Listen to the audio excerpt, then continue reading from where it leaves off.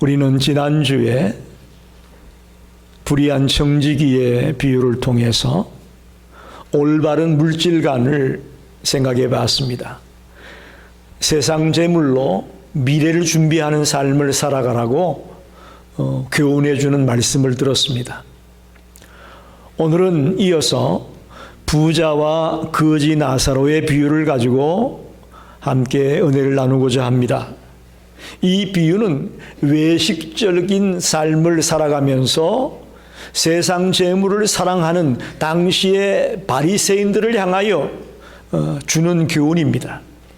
세상 재물을 사랑하지 말고 하나님을 사랑하고 이웃을 사랑하는 삶을 살아가라는 그런 교훈의 말씀이라고 봅니다.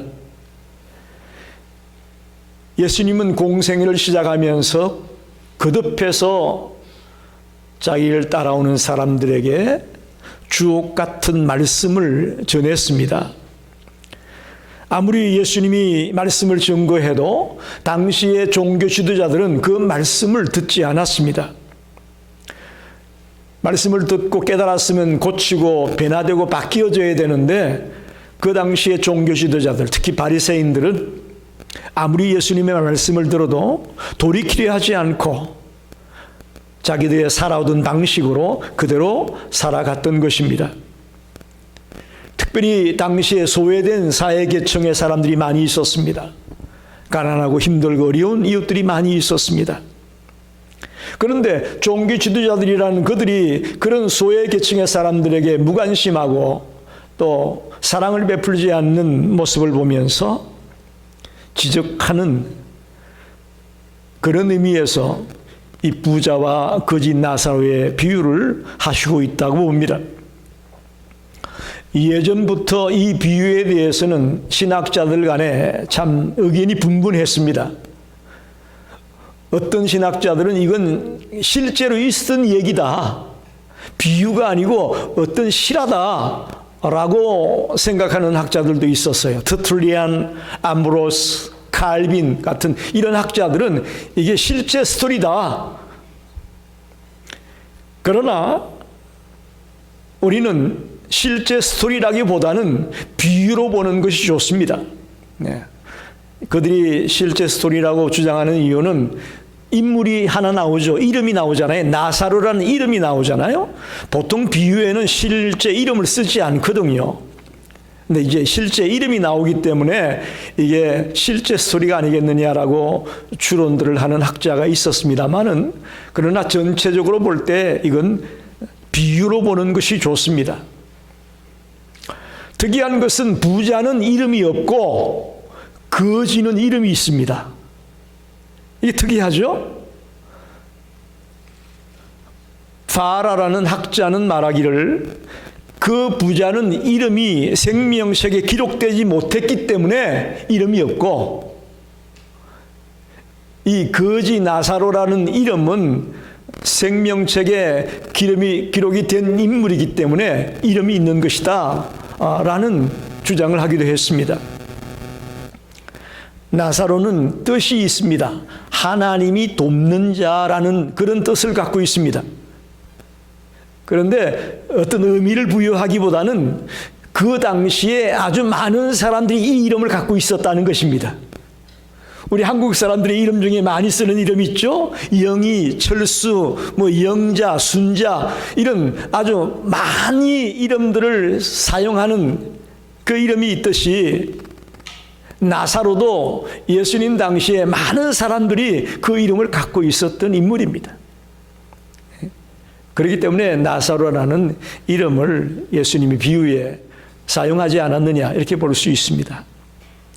오늘 이 비유가 주는 메시지가 무엇인지, 과연 이 말씀이 당시의 바리새인들, 종교 지도자에게 주는 말씀이냐, 오늘 21세기를 살아가는 우리들에게 주는 말씀이냐, 여러분 한번 진지하게 이 말씀 앞에 저와 여러분을 비추어 오기를 바랍니다.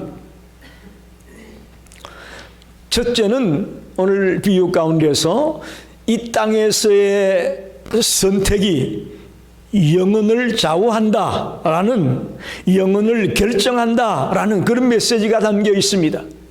이 땅에서의 삶의 모습이 혹은 선택이 영혼을 결정한다라는 겁니다. 오늘 사람들은 100세 시대라고 말하죠. 그래서 오래 살 것처럼 기대를 하고 있습니다. 그런데 아무리 오래 살았다고 한들 영혼이라는 세계에 비추어 본다면 눈 깜짝할 사이입니다. 실감 납니까, 여러분? 우리가 사는 것 100세 산다. 야, 옛날엔 60 한갑 넘기기도 힘들어가지고 60이면 잔치를 열고 그랬는데 지금은 40년이나 더 사는 100세 시대가 됐다.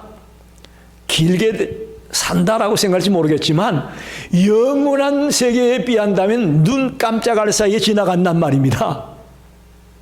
근데 중요한 것은 이 눈 깜짝할 사이에 지나가는 이 땅에서의 삶이 영원한 삶을 결정한다는 거예요. 이게 굉장히 중요한 것입니다. 생각이 없는 사람들은 이 땅에서의 삶이 전부인 줄 알고 여기에만 매여가지고 허겁지겁 살다가 끝나고 마는데 그보다 더 놀라운 영원히 죽을 수도 없는 그런 영원한 세계가 있다라는 것을 우리는 정신을 바짝 차리고 생각해야 합니다. 부자를 먼저 생각해 보면 당시의 소외계층에 무관심한 채 자신의 탐욕만을 채우려고 하는 위선적인 종교 지도자들을 가리켜서 부자로 여기 비유하고 있다고 볼 수 있습니다. 그는 사치를 즐겼다. 19절에 보게 되면 한 부자가 있어 자색 옷과 고운 베옷을 입고 날마다 호화롭게 즐기더라. 자색 옷이라는 것은 귀족들이 입는 옷이었습니다. 즉 다시 말하면 부자는 자기 신분을 가시하기 위해서 이런 옷을 입었어요. 또 고운 베옷을 입었다. 이 고운 베옷이란 가는 마로 직조를 한 아주 비싼 옷감이었습니다. 어떤 학자는 이 고운 베옷은 오늘날의 금액으로 환산한다면 노동자들의 하루 품삯에 34,000배나 되는 값어치가 있는 옷감이다. 서민들은 도저히 꿈도 못 꾸는 그런 옷을 걸치고 살았다는 거예요. 여러분 명품 좋아하시죠?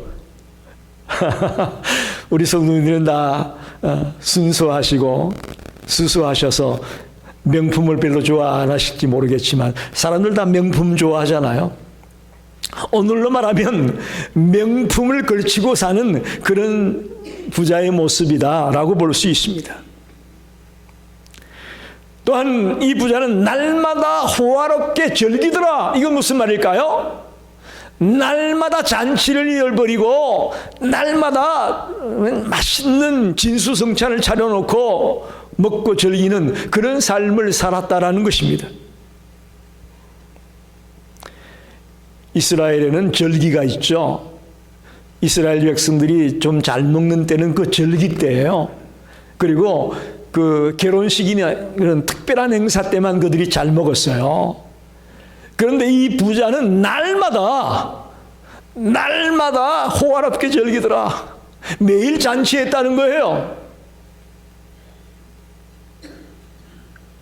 여러분 출애굽기 20장 9절에 보면 엿새 동안은 힘써 내 모든 일을 행할 것이나 그랬어요. 우리는 크리스찬은요 엿새 동안은 열심히 일하고 주일날 하루 쉬는 거예요. 그게 성경적인 가르침이에요. 근데 요즘 주 5일제가 됐죠? 그죠? 주 5일제가 됐어요. 그러면서 가장 힘든 것 중에 하나가 교회에 오는 사람이 많이 줄었다는 거예요. 주 5일제가 되면서 주일날 교회 안 오고 다 가족별로 금요일 저녁부터 토요일 일요일까지 여행들 다니라고 교회에 예배드리는 사람의 숫자가 줄어들었어요. 그건 통계상에 나와 있어요. 엿새 동안 열심히 일하고 이 성경적인 가르침을 어떻게 보면 이 부자는 잊어버린 거죠. 날마다 잔치를 벌였어요. 또한 이 마지막으로 이 부자의 모습은 교만한 사람이었다고 봅니다. 자기 집 앞에 나사로라는 병들고 불쌍한 이웃이 있습니다. 그런데 이 부자는 이 나사로를 박대합니다. 그 이유가 뭘까 생각해 보니까 너는 무능해서 이렇게 못 사는 거야 라는 어떤 그런 교만.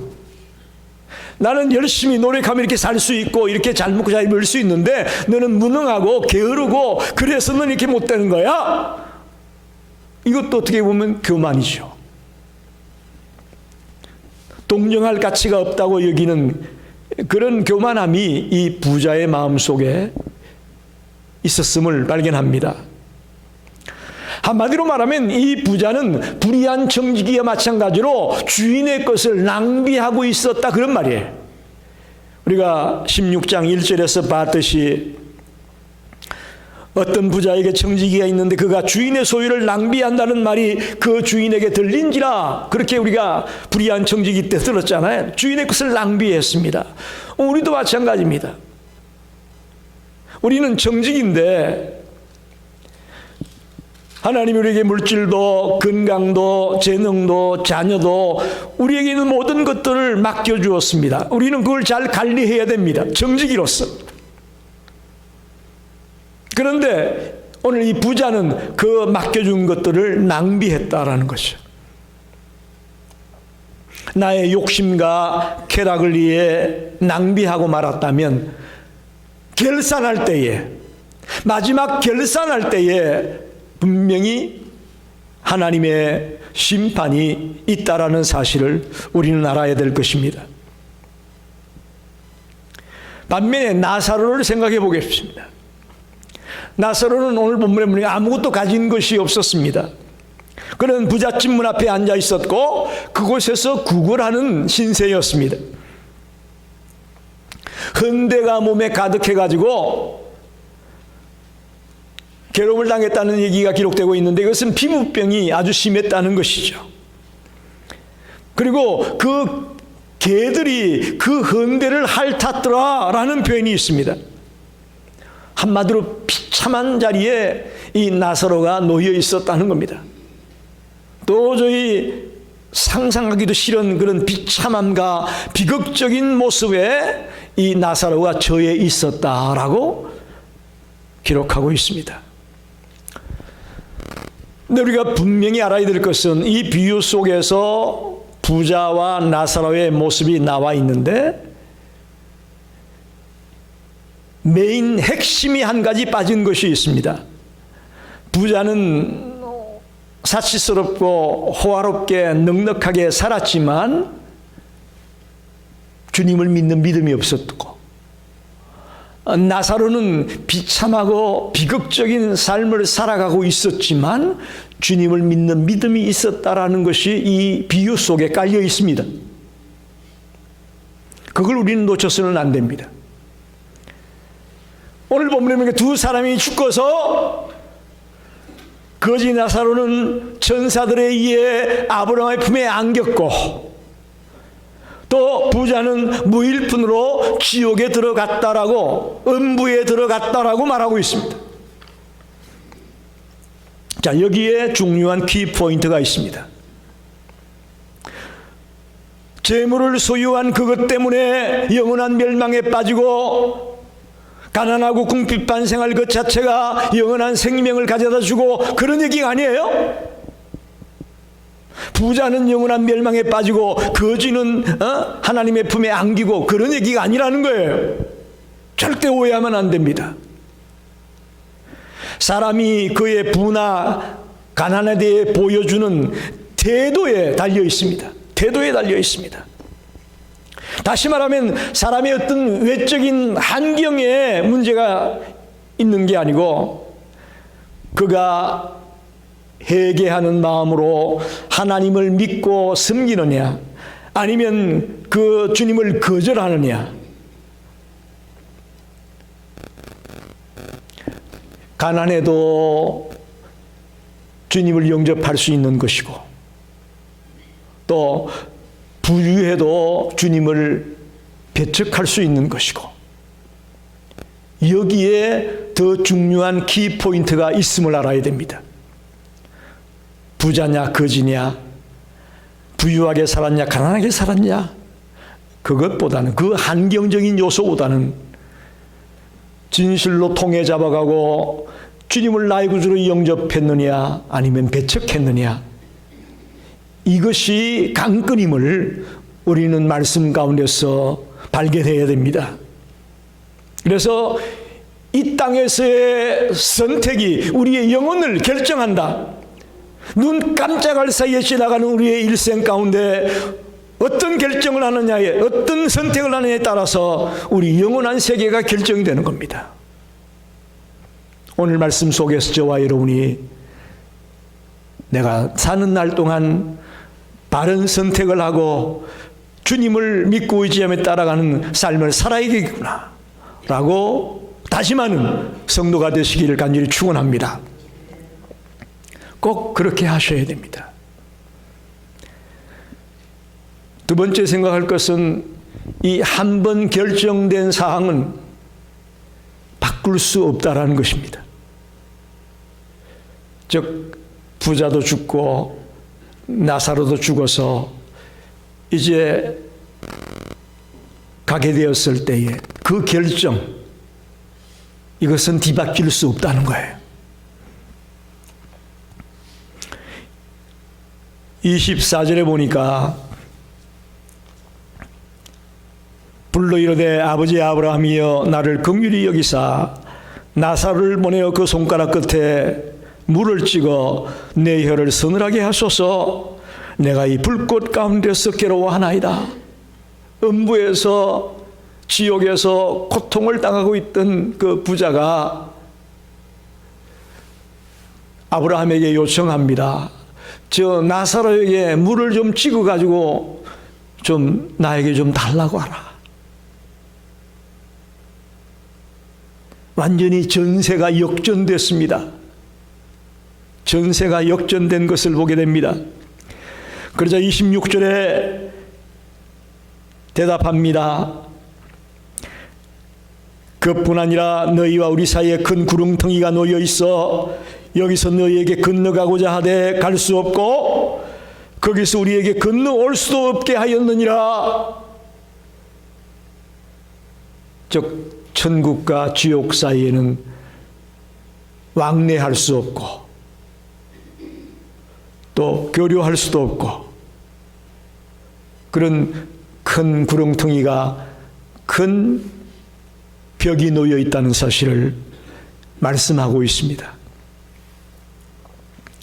다시 말하면 주님을 믿었던 나사로에게는 영생이 있었고 주님을 배척하고 믿지 않았던 부자에게는 영멸이 있었다는 것을 설명하고 있습니다. 왕래하지도 못하고 이동하지도 못하고 교제할 수도 없는 것이 한 번 결정되면 그것으로 끝이라는 거예요. 너무나 두렵고 떨리는 말입니다. 그런데 로마 가톨릭에서는 이것을 조금 새롭게 설명하는 부분이 있습니다. 연옥이라고 하는 것을 이야기합니다. 즉 천국과 지옥 사이에 중간에 연옥이 있다고 말합니다. 어떻게 보면 대기장소라고 그들은 설명을 합니다. 그래서 자녀들이 죽은 그 부모나 형제를 위해서 미사를 드리고 헌금을 드리고 봉사를 하고 막 공적을 쌓으면 그 공적에 의해서 연옥에서 기다리고 있던 그들이 이제 천국으로 올라갈 수도 있다라는 그런 교리를 가지고 있습니다.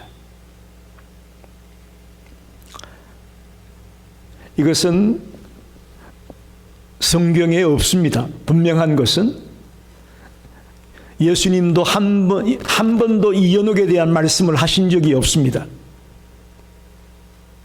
주님의 가르침에 또 성경에 연옥에 대한 가르침은 없다는 것을 여러분 기억하십시오.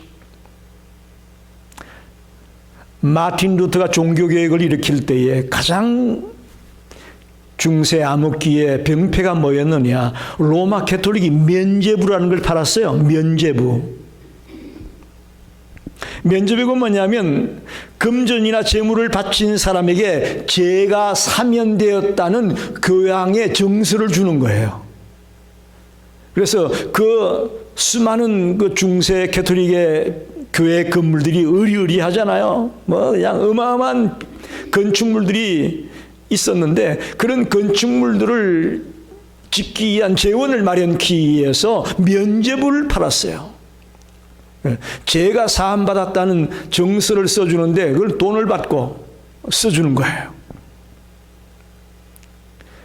어떻게 보면 연옥도 그와 비슷하다고 봅니다. 자녀들이 미사를 드리고 헌금을 드리고 하면서 그것에 의해서 연옥에서 대기하고 있던 부모들이 이제 천국으로 간다라는 그런 학설을 통해서 재원을 마련해서 그것으로 건축물을 짓고 많은 재정적인 충당을 했지 않았겠는가 이렇게 봅니다. 그러나 여러분 오늘 기억하십시오. 오늘 말씀에도 구렁텅이가 있어서 오고 갈 수 없다, 왕래할 수 없다, 이동할 수 없다, 교제할 수 없다 분명하게 말하지 않습니까? 물론 오늘 얘기하고 있는 내용이 종말론을 완벽하게 설명하고 있다고는 볼 수 없어요. 여러분 그건 알고 들으셔야 돼요. 어떤 의미에서 종말론을 완전하게 얘기하는 게 아니냐. 사람은 죽으면요, 영은 주님의 나라에 가 있지만 육은 마지막 주님이 재림할 때에 그때야 다시금 육이 부활해서, 그죠? 영과 육이 합쳐지게 되는 겁니다. 다시 말하면 아브라함은 지금 죽어서 뭐만 주님의 나라에 가 있는 거예요? 영만 가 있는 거예요, 아브라함은. 그런데 지금 오늘 본문에 보면 묘사가 아브라함의 품에 안겼다. 아브라함 육이 있는 것처럼 보여지잖아요. 이건 성경에서 얘기하고 있는 완전한 종말론과는 조금 거리가 있는 부분이에요. 그래서 오늘 말씀의 내용이 종말론과 완벽하게 맞아떨어진다라고는 볼 수 없습니다. 제한적인 종말론적인 설명이에요. 가장 중요한 것은 한번 결정된 영혼의 세계는, 즉 영생이냐 영멸이냐의 결정은 뒤바뀌지 않는다는 거예요. 누구도 바꿀 수 없다는 거예요. 여러분, 우리가 아직은 기회가 있습니다. 할렐루야. 아직은 이 땅에 살아있을 때에 우리가 기회가 있어요.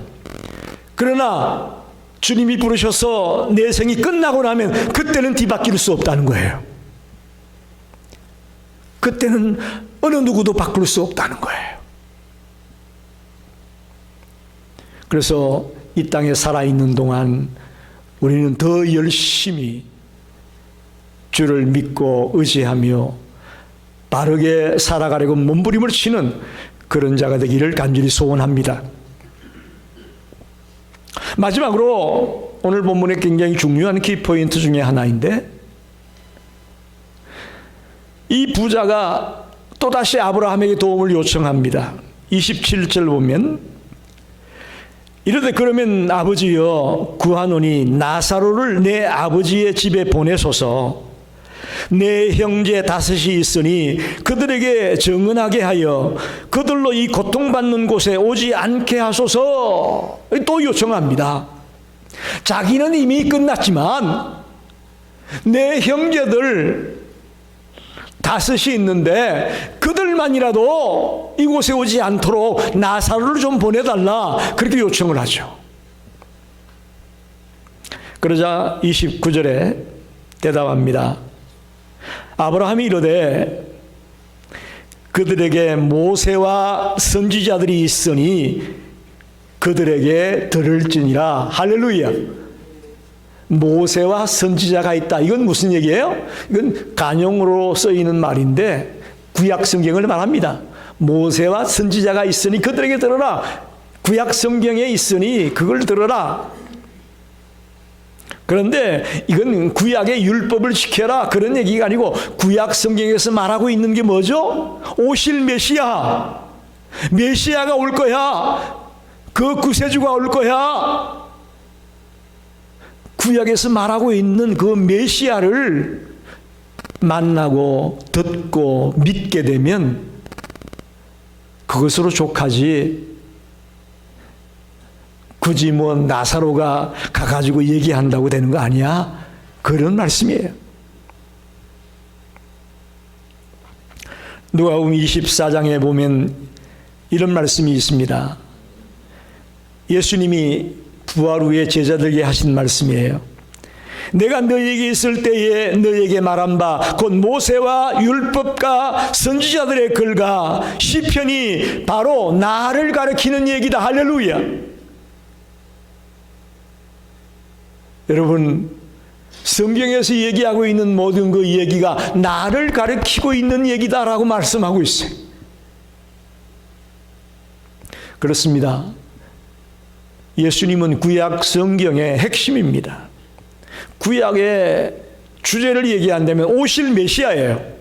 오실 예수님이에요. 그리고 신약은 뭐예요? 오신 예수님이에요. 오신 예수님. 그리고 다시 오실 예수님을 신약은 말하고 있는 거죠. 여러분, 모세가 모세오경을 기록하지 않았습니까? 모세도 그 글을 보게 되면 그리스도를 바라보고 살았습니다. 할렐루야. 다윗 시편을 많이 기록했죠. 다윗의 글에도 보면 다윗은 그리스도의 대속의 은혜를 이야기했습니다. 대속의 은혜를 예언했습니다. 이사야 선지자, 그는 예수님이 나기 전에 700년 전에 예수님이 나실 것을 상세하게 기록했던 예언자인데 그는 그리스도의 십자가의 구속의 은혜를 이사야서에서 밝히고 있습니다. 출애굽기에 또 레위기에 쓰이고 있는 성막의 사건을 보게 되면 성막의 속죄 제사나 제사장 제도 이런 것들이 누구를 상징하고 있느냐? 영원한 대제사장 그리스도의 속죄를 보여주고 있는 것이 성막이에요. 할렐루야. 자, 모세도 다윗도 이사야도 또 레위기나 출애굽기에 나오는 성막의 얘기도 다 누구를 바라보고 있어요? 그리스도를 바라보고 있어요. 그래서 죽었던 나사로가 살아나서 형제들에게 보여주면 그 다시 하면 부활이잖아요. 부활하는 놀라운 모습을 보여주게 되면 자기 형제들이 깜짝 놀래가지고 예수 믿고 구원받게 될 거다. 그런 얘기예요. 부자의 얘기는. 그러나 아브라함의 설명은 달라요. 죽었던 나사로가 다시 살아나서 그들 앞에 서더라도 말씀을 통해 예수를 믿지 못하게 되면 그들은 끝내 돌아오지 못한다. 그런 말이에요. 끝내 돌아오지 못한다. 우리 생각엔 안 믿는 사람에게 가가지고 막 기적을 보여주고 막 이적을 보여주고 그러면 그가 그냥 콜까닥 바뀌어가지고 예수 믿게 되고 구원받을 것 같잖아요. 그러나 안 믿을 사람은 안 믿습니다. 죄송하지만 아무리 기적 아니라 기적 할아버지를 보여줘도 안 믿을 사람은 안 믿어요. 그래서 아브라함의 대답은 말씀을 듣고 믿지 못한다면 부활의 기적을 봐도 믿지 못한다. 그런 메시지가 담겨 있습니다. 말씀을 정리합니다. 오늘 우리는 부자와 거지 나사로의 비유를 통해서 당시의 종교 지도자들이 올바른 물질관을 갖지 못하고 잘못된 물질관을 갖고 있음을 지적하고 있습니다. 즉 탐욕의 노예가 되었다고 할까요? 탐심의 노예가 된 자들을 우리가 발견케 됩니다. 사치와 쾌락을 즐겼습니다. 명품 걸치는 것 좋아하고 호화롭게 잔치하면서 쾌락을 즐기고 연락을 즐기는 것을 즐기는 자들이었습니다. 그러면서도 천국과 지옥에 대해서는 무관심했습니다. 그것이 오늘 본문에 나온 부자의 모습입니다. 여러분 보십시오. 성경에 나타난 수많은 신앙의 선배들은요, 이 땅에서의 삶보다 영원한 세계를 더 그리면서 살았습니다. 우리가 그걸 놓치면 안 됩니다. 그걸 놓치면 안 돼요. 히브리서 11장 16절에 보니까 저희가 이제는 더 나은 본향을 사모하니 곧 하늘에 있는 것이라. 우리의 신앙의 선배들은 더 나은 하늘의 본향을 바라보면서 살았습니다. 우리도 마찬가지예요. 이 땅에서 호의호식하고 폼 잡고 쾌락을 즐기고 하는 그것보다도 더 중요한 것은 영원한 하나님의 나라에서의 삶을 바라보며 그곳에 소망을 두고 사는 삶이 되기를 기대해야 됩니다. 예수님은 이 땅에 사시면서 그도 또한 종말을 보고 사셨죠. 히브리서 12장 2절에 그는 그 앞에 있는 즐거움을 위하여 십자가를 참으사 개의치 아니하시더니 하나님 보좌 우편에 앉으셨느니라. 앞에 있을 즐거움을 바라보고 십자가를 참았답니다. 이 십자가의 과정만 지나고 나면 영원한 하나님의 나라에서 살게 될 것을 기대하면서 십자가의 그 참혹함도 견뎌내셨다는 말이에요.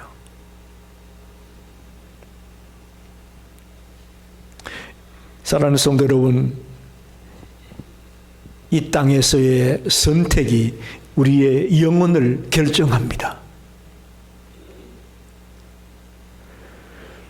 눈 깜짝할 사이에 지나가는 이 땅에서의 삶이지만 이 땅에서의 어떤 선택을 하느냐가 매우 중요합니다. 그리고 이것은 한번 결정되면 뒤바꿀 수가 없습니다. 이 땅에서는 그래도 실수하고 잘못됐더라도 수정할 수 있는 여지가 남아있지만 영혼을 결정하는 이 문제만은 한번 결정되면 바뀌지 않는다는 것입니다. 오늘 저와 여러분이 이 말씀을 들으면서 내가 남은 생애를 예수 그리스도를 믿음으로 하나님이 나에게 맡겨준 이 정직이의 직분, 물질, 건강, 재능 혹은 자녀 등등 이 모든 이 정직이의 직분을 정말 성실하게 충성스럽게 감당해서 주님 부르시는 날 주님 앞에 설 수 있는 자가 되어야 되겠구나 라고 결단하는 성도가 되시기를 간절히 축원합니다. 기도하겠습니다.